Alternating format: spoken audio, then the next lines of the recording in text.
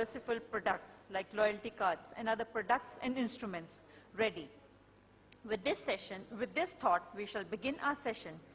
I would request Mr. Sanjay Jaju to please deliver the keynote address.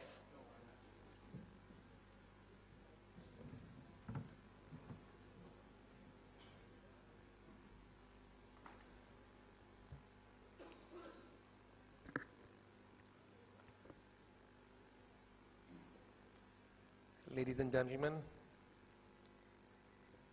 it's indeed a very happy and momentous occasion that I'm part of the deliberations concerning financial inclusion and the use of information technology. My brief is to talk to you about the Aadhaar project and how it is going to change the paradigm of banking in our country, how it is going to impact upon the way we understood banking as an activity in our country. Friends, I'm in the state of Andhra Pradesh, and I look after the information technology department in Andhra Pradesh as a secretary, and very happy to tell you that we are actually the first state in the country to have actually completed the enrollment for Aadhaar for almost all our residents. And I think by this year end we'll have all the residents in our state covered with Aadhaar numbers.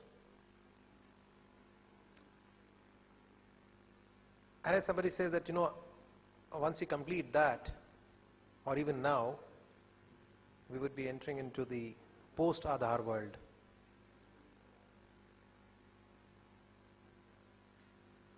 All of you would agree that UIDA or the Aadhaar numbers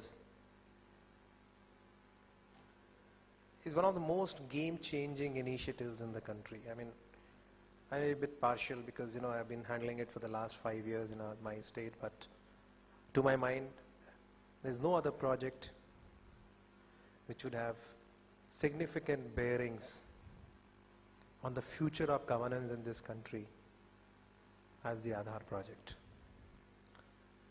And the time would tell. I have my reasons for it, and as I understand, most of you have come from the banking community. I'm sure this is going to have a serious impact on the banking community as well. Although Aadhaar is supposed to provide identity to the residents in this country, and around this identity would be weaved in a complete ecosystem which would cover the entire gamut of activities which an individual resident does in this country. Be it in his private sphere for you as a customer, or in the public space as a beneficiary of a welfare program, Aadhaar would become a critical piece of identity which would reduce a lot of hassles for the customer or for the citizen or for the beneficiary, because there are multiple layers of authentications and beneficiary identification systems that we have weaved in our country because of the lack of a uniform standardized system. And at the same time, because Aadhaar is technology intensive, in fact it's a technology initiative, it will offer possibilities for building in the entire range of technology infrastructure around Aadhaar. Now, how does a banker get into it? My first preface before I make my argument is that all of you would agree that as a country, though we have grown over the last 60 to 65 years, We have built bridges, we have built dams, we have built airports, we have built ports, we have built cities.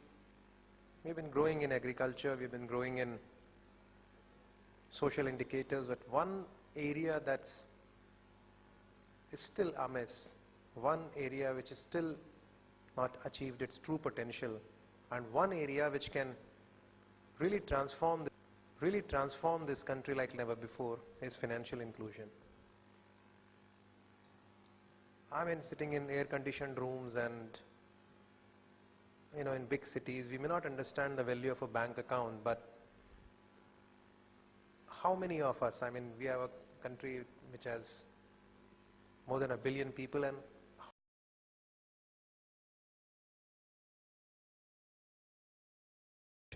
financial inclusion is much more deeper, much more stronger, and it has huge ramifications for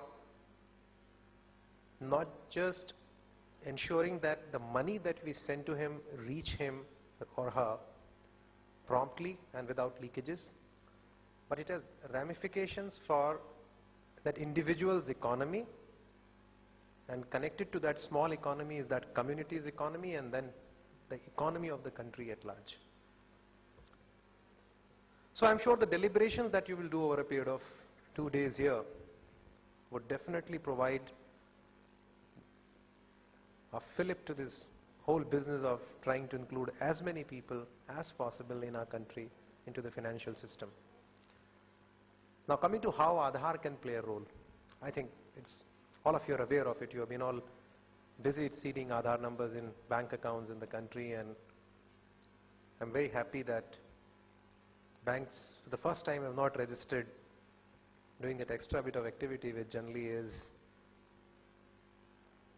because you're already overburdened with a lot of activities, so anything that comes in extra is always registered by the bankers, be it the subsidy linkages or the linkages for the self-employment programs. I mean, there's always this tussle on between the bankers and the government system, because it always becomes an extra duty for you. But I think all of you have also understood the value of Aadhaar number as a financial address.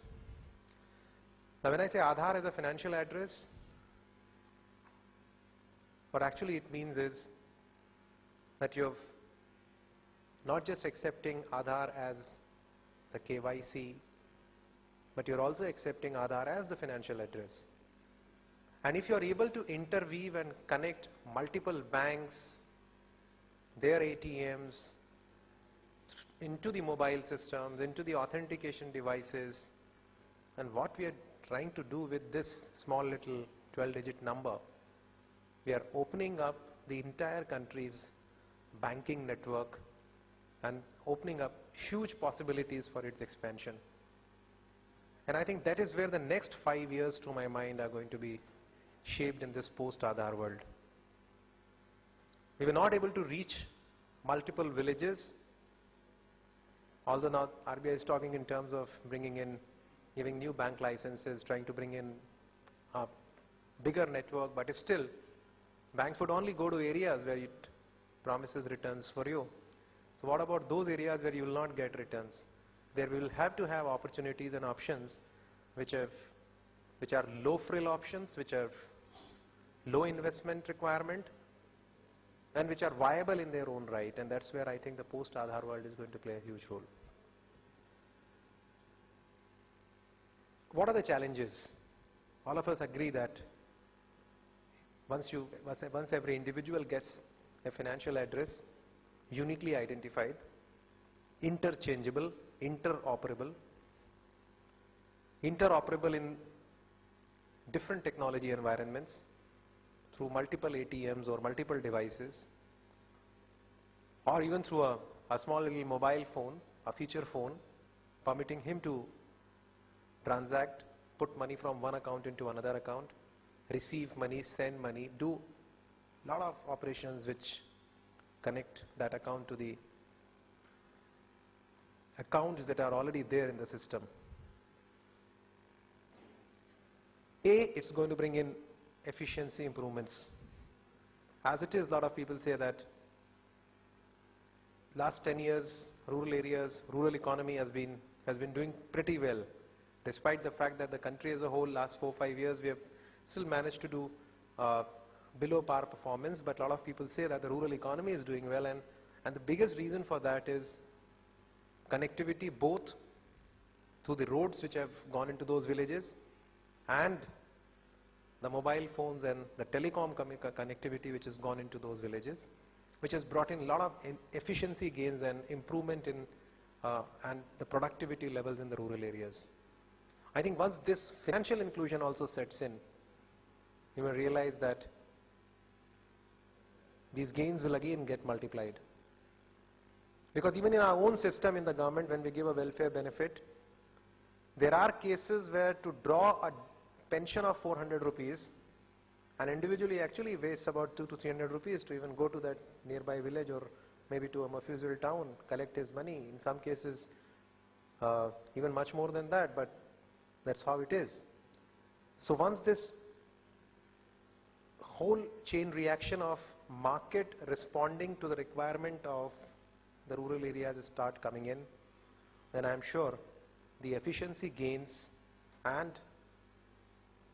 the gains which the market would feel in such a scale, where the scale is of billion people getting connected into the banking system, while you might be having only about 20 to 30% people right now. I mean, all these scales and all these expansions would also provide efficiency gains and economies of scale for the bankers. And I think that is how a banker has to look at the post-Aadhaar world. It's not just for the benefit of your customer.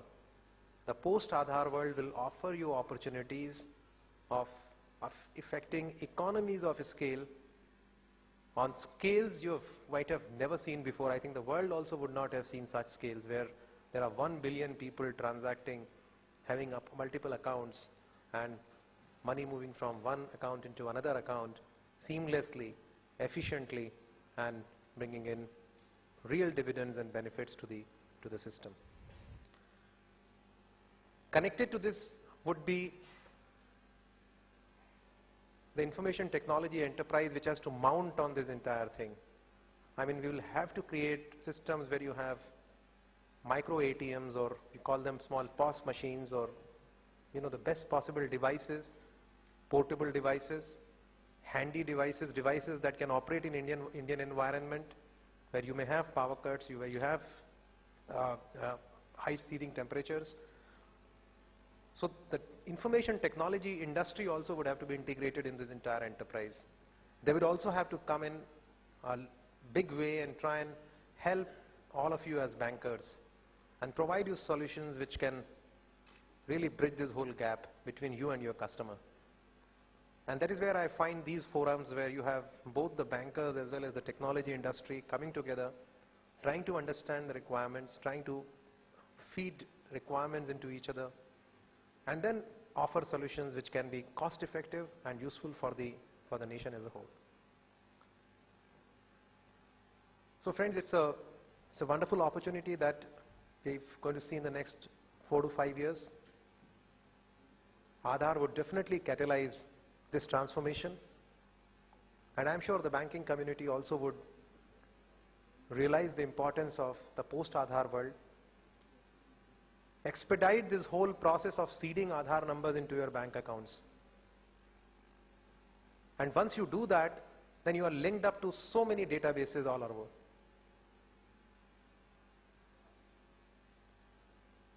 Before I finish, I just want to give this example of how these databases would get interlinked with each other. In Andhra Pradesh, we are setting up something known as a State Resident Data Hub. So all the residents of the state of Andhra Pradesh would be part of this State Resident Data Hub with their Aadhaar numbers, with their unique identities. And this unique identity, this Aadhaar number, would act as an essential link across heterogeneous databases which would interact with each other with this essential link of the Aadhaar number. And I think that's where a lot of your issues also would get mitigated. You have problems where there are defaults on loans by individuals whom you can't even trace. As district collectors, we have seen how many cases of Revenue Recovery Act we used to file, but we never used to have any understanding of where the individual has gone. So to an extent, there will be a huge exchange coming into you as part of this system, which would allow you to improve your own business processes and thereby make your processes become more effective and efficient. So I am sure this interconnected world, this post-Aadhaar world, holds a lot of opportunities, and the next 5 years would actually transform this country in terms of getting largest number of people included into the financial system of our country, included in the true sense, and not in the way we have included them so far in the past. Thank you very much. Because I would have to leave if there are some clarifications or questions, then I'm more than happy to respond.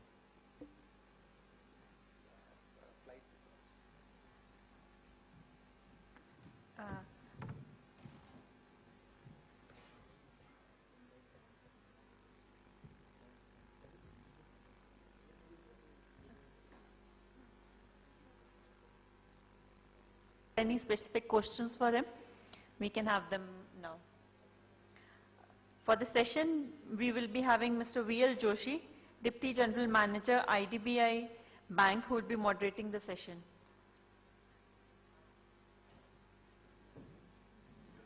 How are we going to ensure that this technology gets implemented in the way in which it is desired to be implemented? And with that, I have jotted down a few points.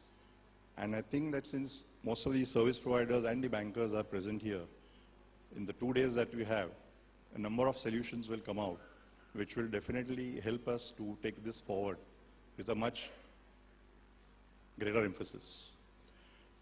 Typically, are we going to achieve shorter onboarding? Is it going to be an enabler? Is it affordable? Is it a game changer? Is it going to be very easy to use and operate? Or is it going to be something like a sophisticated download which requires a lot of training and hands-holding? What we have to keep in mind is the VLE or the business correspondent who is going to use it. And this would definitely serve even to the new generation banks or the NBFCs which we had discussed some time back. Finally, after embracing this technology, however latest it be, are we going to give a very strong and comprehensive MIS so that the top management is able to take decisions at the fingertips? Are we going to have standardization across, or again is it going to be silos of information? Is it going to be straight-through processing, or there are going to be manual interventions which defeats the whole purpose? Lastly, what will be the alternate path in case there's a breakdown or disconnect? With this, I would request the eminent speakers to share their views. We can start with Punjab National Bank. Friends, I am VP Jain, General Manager, Punjab National Bank. It is about technology, a paradigm shift, I think. Well, I remember a good number of years back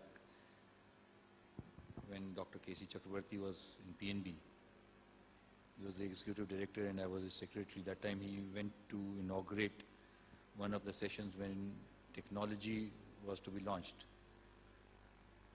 For the first time I heard him speak that technology is meant for the masses. Actually, if we see the banking, what it was 20 years back and what it is today. Saving fund account, that time we have it today. Zero balance accounts, we have it today. Balancing, passbooks, almost everything, except the way of maintaining the accounts, the way, the cost behind it, and the reach, it has changed. So, technology is primarily to cater to a large number of people and cost effectively. as the numbers grow, as we go down in the bottom of the pyramid, we find that the numbers will grow, the cost has to come down. Financial inclusion is possible only by reaching the last mile at his doorstep, which is possible by technology, which has to be a mindset. And the biggest problem with today is that we have been taking financial inclusion as a responsibility.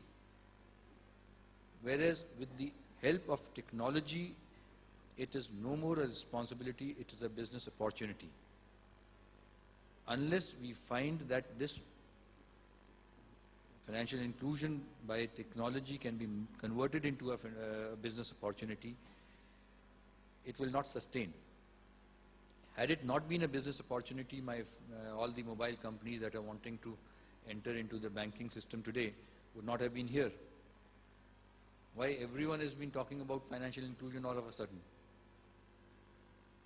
So the paradigm shift is that it is no more a responsibility. It is no more, it's definitely a business opportunity. It's a win-win situation for all. Just one more point before I would hand over the mic to my friends is about the Aadhaar system, which the Secretary Andhra Pradesh IT had spoken.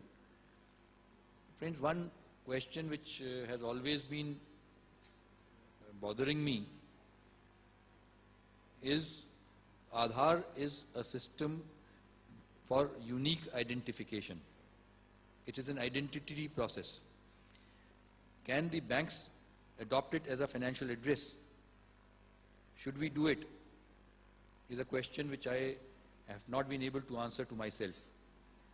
There are two parts to any transaction that takes place in the banking system, which all the bankers here sitting will be knowing and vouching. One is the credit and the other is the debit. If you want to do deduplication, if you want to ensure that the right person gets it, if you want to ensure that it becomes a financial address, if you want to ensure all these things, they are valid so far as the disbursement part is concerned. You want to give subsidies, you want to give benefits, you want to transfer all these things, fair enough. But when it comes to authentication, I think authentication mechanism, the banks do have a robust system even today. So authentication, Aadhaar as an authentication mechanism for payment, I do not know whether it is required or are we geared up to accept that kind of authentication mechanism for the payment. So this is one question which I'm not very confident whether the technology and other things will be able to handle this. And that is about all. I think if any questions are there. Thank you. We can turn to Mr. Vijay, right? United Phosphorus. Yes. Good evening, friends. I just got the invitation for this program 48 hours back. And I was wondering, should I go or should I not go? Because neither I am a banker nor an IT person. And then I realized, I think there's something called financial inclusion which is of my interest. Why I'm saying this? Because I need both of them to include myself in this modern world. I belong to a space called agriculture. I belong to area of operation called rural India. I have a problem of internet connectivity. I don't have banks. I don't have ATMs. I have nothing. And I thought, let me at least tell you what is my wish list. So when you're developing a technology, consider your customer, a poor customer, sitting far away from you without AC, without automobiles, and without even basic infrastructure of healthcare and education. If you can include me or my customers or my friends in rural India, I think your objective will be met.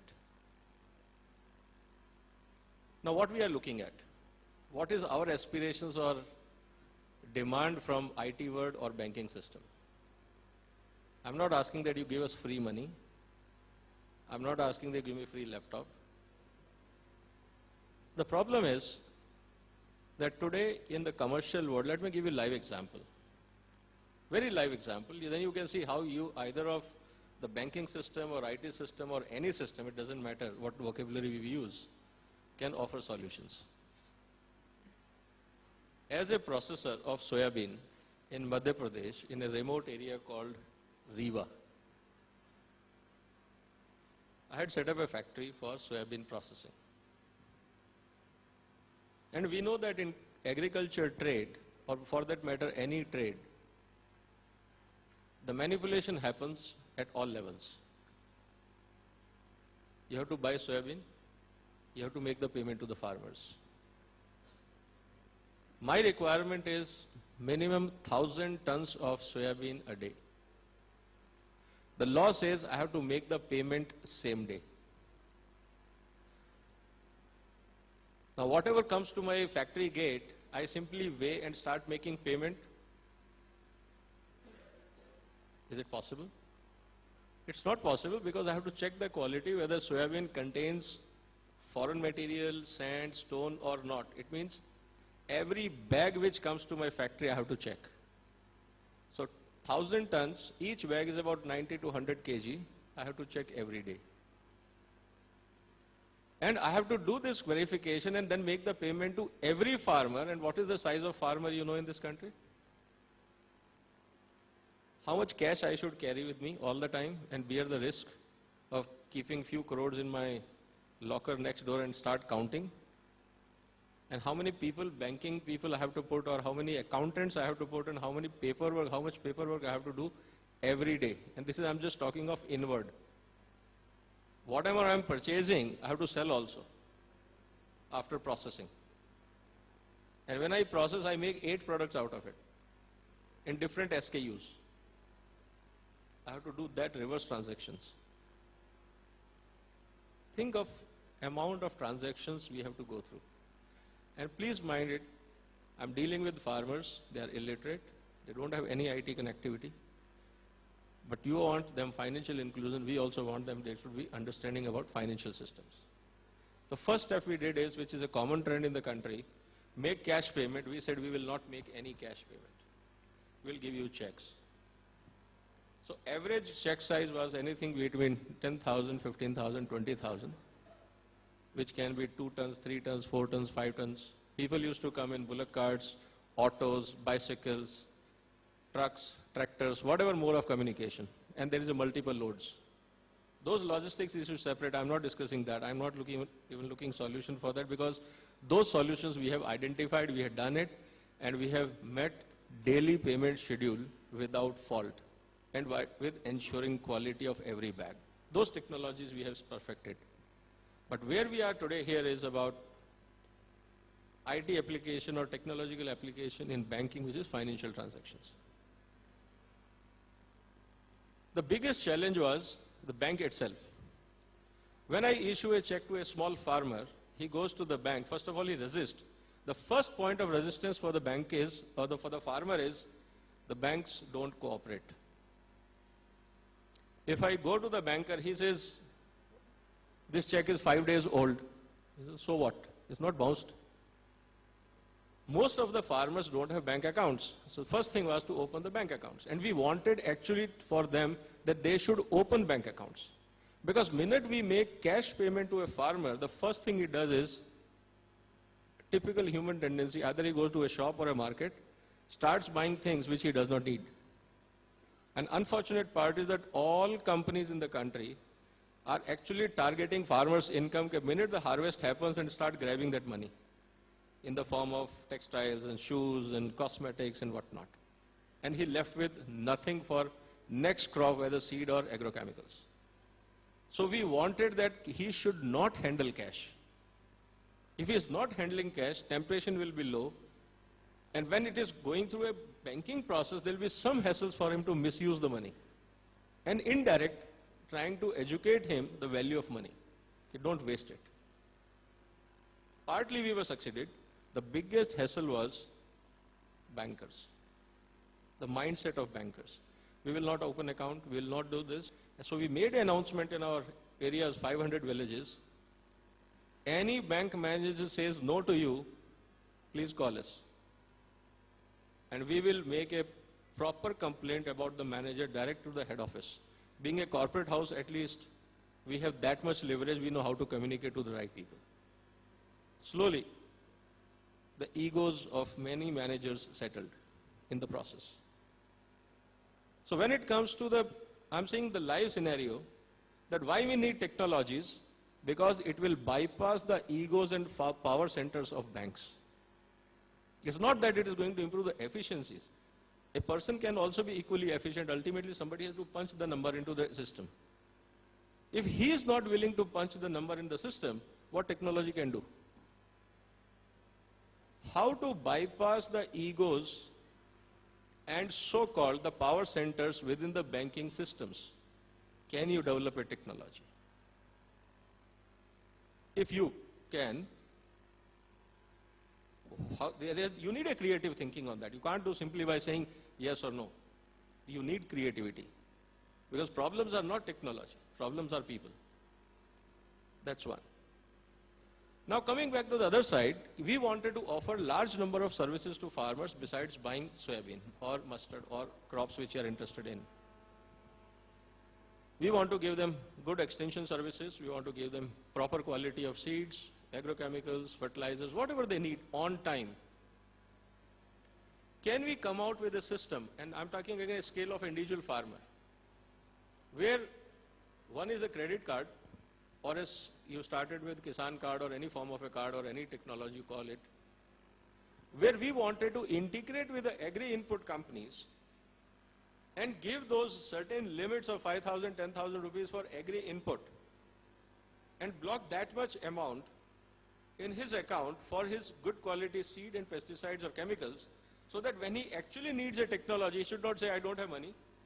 And now he goes to money lender, gets a bad quality seed, bad quality pesticide, or I'll put this very clearly, spurious seeds and pesticides, and also pays hefty interest on that. And instead of coming out of the poverty, he sinks into it. Can we think of a technology or a systems or limits or credit card options? Why I'm raising these fundamental issues to you all is, ultimately for financial inclusion, what you need is money at least. Otherwise, what he will include? Even if you open a bank account, if that bank account remains empty for lifelong, what is the use of that so-called financial inclusion or opening bank accounts? There has to be money to prove that, yes, they were included in the main line of activity. So money is essential when you talk about financial inclusion.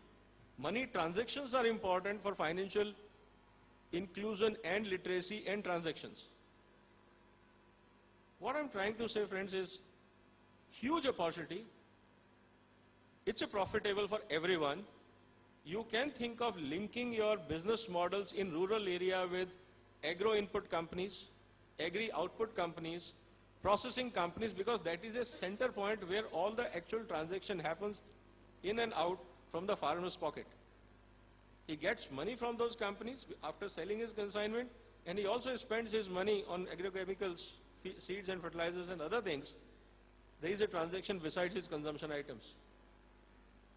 Can we think of technologies? Can we think of systems? Can we think of where these things can become much more simpler? You can have ATM in a corner, you can have a bank branch in a taluka. In the earlier session, there was interesting statistics that bank branch handling is about 50 to 70 rupees per transaction. You have not included the cost of transaction which customer has to pay going to the branch, wasting time, money, and taking that money out, and sometimes he has to bribe the manager also there when he takes the loan, which we have not discussed at all. No bank managers in rural India. He says, anyway you are paying to Aadhatiya, so pay something to me also. So they become Sarkari Aadhatiyas. That is what you have to think about. Okay, who is bearing that transaction cost? You are just calculating your taxation cost or transaction cost. He has to take a bus, spend 2 hours, go to taluka, go to the bank, do the transaction, good, bad, ugly, immaterial, comes back to his village, whole day's wages gone, whole day's work goes, cost of transaction goes. Who is calculating this transaction cost?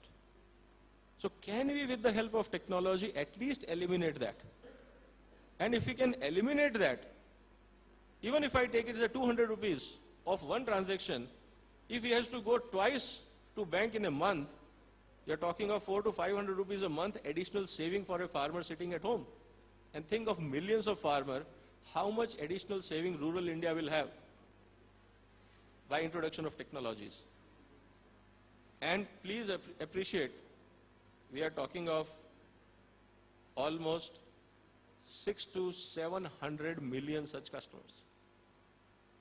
We are talking of something about almost 500 million tons. And today, with onion prices 100, the money is flowing back from cities to villages. And make sure, it is just a beginning of inflation. Don't worry that PM and Prime Minister cannot do anything. We don't have food in this country. Forget about your automobiles and housing loans EMIs. If you will leave something on table after having food, only then you will go to EMIs of banks. And I can assure you, friends, this is just a beginning of inflation. This country is terribly deficit in food. Leave about carbohydrate outs, wheat, rice, sugar. We are 50% deficit in protein, 60% deficit in oil. We are not looking at the opportunity there. And those farmers are actually sitting on wealth which is tax-free. They don't pay income tax. It's a tax-free income. If you are not looking into this opportunity, I can only assure you that all the loans and services we are offering to urban centers will all become NPAs with time. Because where is the money? With 100 rupees onion, and then if onion becomes expensive, local city living becomes expensive, labor becomes expensive, transport becomes expensive. I don't think how many of you can pay EMIs for housing now. And imagine, this is today. 60% of average Indians spend money on food. And with 10% inflation every year, you do your own calculations. Where is the money actually? So banking system will be in stress if they don't balance their portfolio. It is comfort of managers sitting in banks, or it is actually the need of society. That is a trade-off. And as managers, I look at my comfort first, then actual need of the society. And that's a fact of life. Otherwise, managers should not jump from one company to other if they all are interested in services. They're all interested in perks. And that perks is not in rural India. It's a challenge. So only gap which you can fill through is technology. Because they don't depend on mood, season, climate, other human factors. Please look into this. My only summation in this discussion is only this. Because you are doing a fantastic discussion here on banking and technology for financial inclusion, it is all doable, possible. I don't go into all these technical things of what other people are mentioning about, what are the procedures and systems of Aadhaar and everything. I'm saying it is simple, common sense, it is doable. Are we willing to take that next step? And that is the challenge. Thank you very much. Good evening, gentlemen. Myself, Vinod Sharma from Oriental Bank of Commerce. So we are talking about technology in banking. So for my bank, I would say we are a totally 100% CVS platform-based bank, and all the 2,000 plus branches, plus regional offices and branches are on the CVS platform. So with this strong platform, we are offering all the state-of-art services like internet banking, SMS-led services, mobile banking, and ATM services. So these are the almost all the banks are providing these facilities. So while providing this facility, we should ensure that robust and safe and secure transactions should take place through this system. So whether you are maybe hearing that a lot of online transactions, for most of the online transactions, you've heard that certain cyber frauds are happening. So you have to educate our customers so as to ensure that they take sufficient precautions to process their transactions. And with this strong technology, NEFT, RTGS, and Aadhaar-based payments are being made through the CVS system. So, just a minute, sir. like just to ensure that all the transactions are safe and secure, we have to see at the root level whether sufficient technology is implemented or not. Like if a branch user is handling so many daily transactions, we have to ensure that if we can implement any biometric solutions, so that if a branch user is initiating any transaction, that should be supplemented by the second user, who is act as a checker, and he also put his some biometric authentication, so that the transaction is totally secure. So while implementing the technology, we have to ensure that sufficient, robust, latest secure mechanism are put in place. Also, like my friends have discussed about the Aadhaar-based systems, where we have to ensure that their Aadhaar numbers is integrated with their bank-based account number. We call it seeding of Aadhaar numbers. So our bank has also implemented technology where the customers can online link their Aadhaar number with their account number. So with this, the customer needed to visit to the branch office, and by sitting at their desktop, the customer can integrate their Aadhaar number with the account number. Definitely it is authenticated by their transaction passwords and the SMS-based tracker ID. So friends, we have to just ensure, like whatever technology we are implementing, we have to ensure that they are safe and secure. Thank you. Hi, I'm Anurag from Sanovi. Mr. Joshi, I have a small presentation. If that's all right, I can run through. Thank you.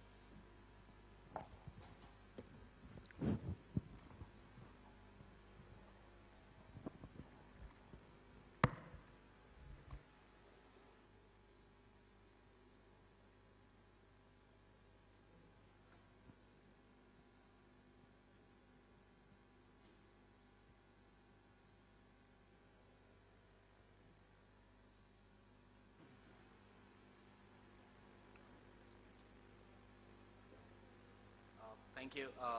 Thank you for giving us a chance to speak about what we do from a technology perspective, specifically for our banking sector.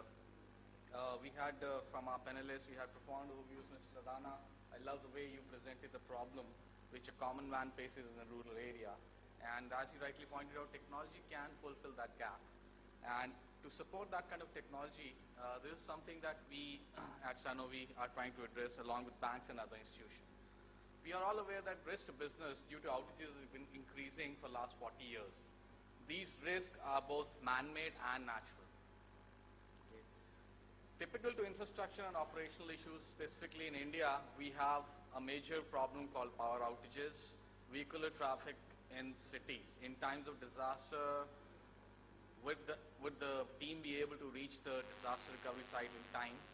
Growing IT infrastructure is shifting focus from DR efficiency. Lack of skilled manpower for managing disaster recovery and natural calamities. Since IT outages pose a huge risk, from a banking perspective, outages impact right from business viability to regulatory requirement to financial performance. In fact, from a changing paradigm perspective, from a traditional human interface-based, relatively slower approaches of doing business, we are moving more and more to fast, modular, quicker, e-enabled services. In this changing paradigm of ITDR, different services from a bank, basically what you need is a disaster recovery strategy which is not only traditional DR but agile and adaptive. It should be able to do a flexible recovery of a service or an application or a complete data center. It should be able to quickly ensure that customer satisfaction is avoided at all costs. It should enhance a bank to maintain good reputation, especially in times of disaster. And it should be a tool which can help the bank to prove compliance to the testing or the SLAs against disaster recovery and business continuity. Typical challenges to agile and adaptive approach to a disaster recovery strategy is, first and foremost, no real-time visibility into recovery point objective. And this is, I believe, more into technology deep dive, but basically recovery point objective is how much data will you lose in case your data center was to go down. And that data will actually is actually the actual revenue loss or record loss for a bank. Okay. Are all the components available from a DR perspective? Testing DR. Key challenges, DR testing is a workflow-based approach which typically takes a lot number of steps which is dependent on resources. And these steps and resources are required to address various components of data center like application, database, operating system, storage, network, things like that. So typically, when you establish a DR, the first thing, it could be a DR from a technology perspective or a fire drill, what you do is a DR drill. And DR drill, the major discouraging factor is it's expensive, it's disruptive, it causes downtime. We have seen operator errors, it's dependent on scripts of some programs that people have written to automate it. Changing application environment, because applications need to adapt to the changing business needs of the organization. So in case the application changes, the DR plan typically tends to get outdated. Reports, you should have a mechanism which gives you reports regarding where you are from a DR readiness, from a DR testing, from a DR SLA perspective. What you need is skilled manpower and assurance of recovery. And another key important piece which is becoming more and more focus area is collaboration during an actual disaster or during a DR drill. A typical IT DR framework recommends that whenever an application is provisioned in a data center to have a disaster recovery strategy, it needs to be provisioned with best practices for that application from a disaster recovery perspective. It should be monitored to ensure it is meeting the key DR SLAs, which is RPO and RTO. It should have alerting mechanism against any environmental changes which are impacting DR. It should have a mechanism to have regular and flexible testing. And last but not the least, an ability to generate reports so that the same can be analyzed and gaps can be found out and fixed from a disaster recovery perspective. Around these challenges, what we have is a Sanofi Disaster Recovery Management Suite. Starting from provisioning an application based on industry best practices workflow, we can do real-time monitoring of the key DR SLAs, also alert against any changes from a DR perspective. What we now is a pre-flight check mechanism to ensure that your DR testing or actual DR procedure will work when required. Out-of-the-box capability to do DR testing for standard applications and storage boxes. Automated application recovery. In case of a disaster in the primary data center, just one click and that service will come at the disaster recovery site without requiring too much of subject matter expert intervention. Last but not the least, compliance and deviation reports. Typically, some of the screenshots that a banking from business perspective may like to see is a list of applications and what's the current RPO that's being maintained. If you see the second column, that's the RPO that you're having in real time. What's the data lag? What's the RTO in terms of number of steps required and the amount of time it will take? What is the DR readiness from that application perspective, and what is the drill status? What was the status for the last drill that's done? Typically, these are served by a bunch of individuals trying to collect data and then crunch out Excel sheet and then providing this feedback. However, with this tool in place, this is something that is visible to any authorized user in a banking industry. It could be an IT or a non-IT user. It could be an application owner who can say, hey, if my application is RTGS, can I see where's my RTGS status from a disaster recovery perspective? How much data I'm losing currently? How much time will it take for me to come up? Am I already by any chance running from disaster recovery side? And was my DR testing done successfully or not? So the things that we do is when you do a DR drill, we provide an evidence of control where step-by-step details of each and every step that was done from a DR drill perspective can be proven, can be shown, can be analyzed. Reports, some of the reports, a summary of all the DR drills that was done, what were the RPO deviation for a specific application over a period of time. What we also have is a workflow-based approach to do a recovery or a DR testing. We have a mechanism where this workflow can be executed in a dry run mode to ensure that all the prereqs required to do that recovery or testing are in place. It basically ensures that in times of disaster or a DR testing, you are assured of a recovery or a successful DR test. Okay. What Sanofi provisions is a complete suite to address coverage of all the components within the data center, starting from the application to database to network to operating system to replication storage. Sanofi DRM specifically from banking perspective, RBI has a regulation where banks has to provide BCP testing reports, readiness reports. So we have out-of-the-box reports around that, which is called Sanofi DRM module for banking, where we have banking BCP readiness, BCP test reports, and the test reports in detail, where each an application-wise status of when the test was done, how much time was it taken, and was it successfully tested or not. From a regulation perspective, we allow a bank or any organization to prove to the regulators that they are in sync, they are up to date, they are prepared for any disaster if we to do a complete recovery. On top of it, we have something called a Business Continuity Manager Planner, which basically is a tool which gives an online collaboration assistance in terms of disaster, where you can define and assign tasks ahead of time. So people get assigned responsibilities in case of a disaster, where they will be called, informed, and invited to participate in any disaster recovery operation. It has a tool to do online chat, and which acts as an online collaboration mechanism. It has a capability of grabbing and creating a transcript of all the actions that were done during a drill or during a disaster, which can be analyzed later to study where their gaps are. As a testament to our technology, we have 100+ Sanovi marquee customers. Most of them are banks. In fact, we have about 22 banks in India as our customer. Okay. To summarize the benefits of Sanovi, we have a customer use case with HDFC Bank, where HDFC has been on the forefront of disaster recovery readiness for the last 3-4 years. And they invested in our tool about 7 years ago, and some of the benefits that they saw is over 85% reduction in application failover time. So in case an application failed in the data center, they were able to quickly switch over to disaster recovery site by reducing the time, RTO, by about 85%. Okay. 100% increase in frequency in DR drills. They were able to increase the capability to test their DR. Flexible testing and recovery options. They can test applications as an individual or application as a whole with all the interdependent layers. 75% reduction in DR drill preparation time. If they had to do a DR drill, they were spending about 2 work man days just to prepare for the drill. Now they do it within 4 hours. Real-time alerts on RPO, RTO, deviations of critical application, and they started with about 30 servers. They are up to about 800 servers now. And from a disaster recovery management staff perspective, it's still the same number of teams. Some of the other banks which are using our product are ICICI, Indian Overseas Corporation, Federal, Karur Vysya, Indian Overseas Bank is one of them. Okay. This is basically what I have from a technology perspective in a bank.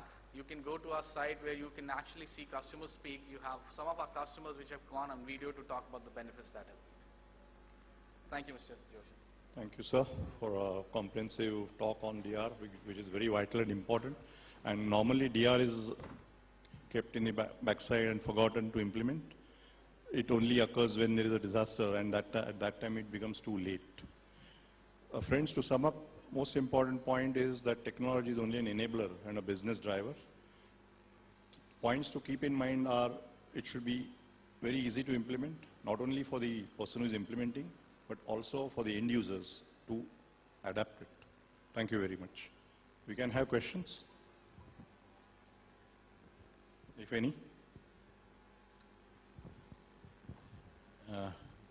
Just a small this thing, Mr. Vijay Sardana. So it was not so pessimistic. The world is not so bad as I could see. The onions may be 100 rupees, but inflation may be 10%, but it is not that it is going to be 10% for the coming 100 years. Second, another point, the paradigm shift that I was just talking about lies in the way how we look at the business. The agriculturist, maybe your requirement of a company or of the government may not be a business opportunity for the branch as was being visualized. Could be the meeting of minds were not happening and there could be some gaps. But yes, the technology has traveled a good deal, and today the technology has enabled the system where the farmer is not required to reach the bank branch for doing his transactions. It is the online system which is reaching his location. It is the last mile delivery that the Secretary was also speaking, and subsequently we also tried to cover, that is that authentication mechanism of Aadhaar was one method by which the last mile can take place irrespective of the bank where he holds his account. That is, interbank operability is through Aadhaar system. So I think, sir, we can do the delivery in a business perspective through technology, and the system is capable, the technology has advanced to that level. Thank you, sir. Sir has made a very interesting point. The life is not that pessimistic. One should remain optimistic. But from a banker's perspective, I will say only one thing, that if you have 1,000 rupees or 1 lakh rupees to deposit, will you deposit in FD or will you deposit in pulses or grains? Where the inflation is more, the return will be more. And today, if you ask me, n number of HNIs are parking their funds not in banks but in commodities, because return is 20 to 30%. And if it is not inflation, then I don't know how to define it.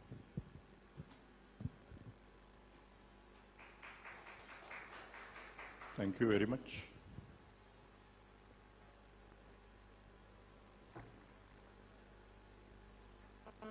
I would now request Mr. V.L. Joshi to please give away the mementos to all the panelists. Small announcement. Questions can be had after the session during tea break. To Mr. V.P. Jain, General Manager, Punjab National Bank.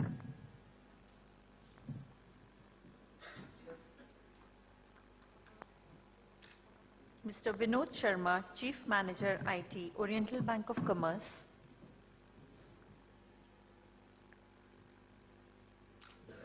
Mr. Vijay Sardana, Head Agribusiness, Food Security and Sustainability, UPL Group.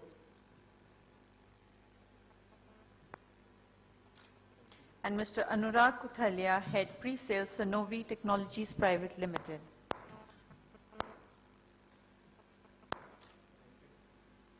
I would request Mr. V.P. Jain to give the memento to Mr. V.L. Joshi, Deputy General Manager, IDBI Bank Limited.